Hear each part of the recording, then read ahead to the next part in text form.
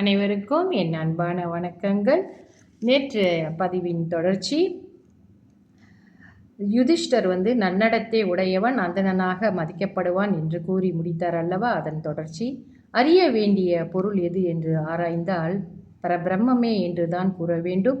பரபிரம்மத்தை அறிந்து கொண்டால் இன்பத்தையும் துன்பத்தையும் சமமாக பார்க்கும் நிலை ஏற்படும். இந்த பதிலை கேட்டவுடன் பீமனை விழுங்க துடித்து கொண்டிருந்த மலைப்பாம்பு அரசன் நகுஷனாக மாறியது. அகத்தியரின் சாபத்தால் மலைப்பாம்பாக மாறினேன், உன்னுடைய பதிலால் சாப விமோசனம் பெற்றேன் என்று கூறினார் நகுஷன்.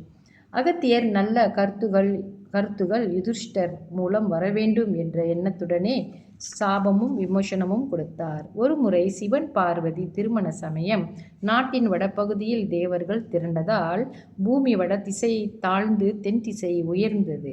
அப்போது சிவபெருமான் அகத்தியரை தென் திசைக்கு செல்லுமாறு கூறினார்.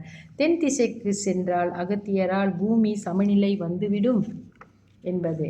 அகத்தியர் பாண்டிச்சேரிக்கு அருகே உள்ள கரையில் ஆசிரமம் அமைத்து தங்கி இருந்ததால் அந்த பகுதி அகஸ்தியவரம் என்றும் அழைக்கப்பட்டது. புதன் பகவானின் அனுகிரகம் பெற்ற அகத்தியர் அனந்தசயனம் என்ற திருவனந்தபுரத்தில் ஜீவ சமாதியானதாக வரலாறு கூறுகிறது. அகத்தியரை புதன்கிழமை வழிபட்டால் முன்வினை பாவங்கள் தீர்ந்து பெரும் புகழும் மதிப்பு தேடி வரும் என்று கூறப்படுகிறது. புதன் கிரகத்தால் ஏற்படக்கூடிய தோஷங்களும் நிவர்த்தியாகும். நன்றி, வணக்கம்.